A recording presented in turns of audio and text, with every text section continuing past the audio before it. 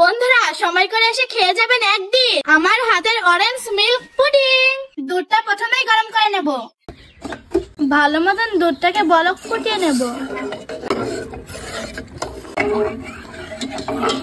আর দুধটা গরম হতে হতে আমি কমলাগুলো সুন্দর মতন ছুলে নেব।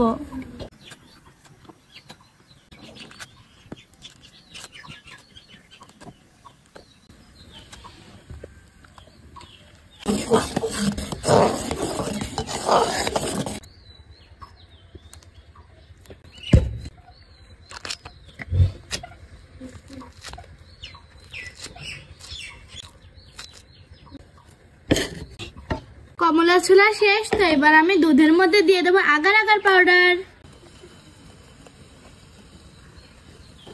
তো এবার সুন্দর মতো নাড়তে থাকবো। তো এবার দিয়ে দিচ্ছি স্বাদ মতো চিনি।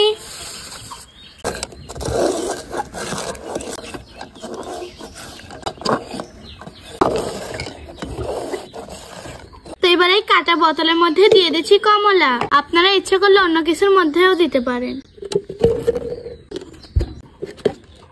তো এবার দুধটা এর মধ্যে দিয়ে দিচ্ছি।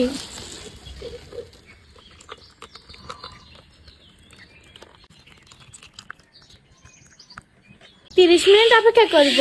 এই যে দেখুন 30 মিনিট রাখার পরে এই অবস্থা। তো এবার ঢেলে দেখাচ্ছি। এই যে দেখুন পুডিং।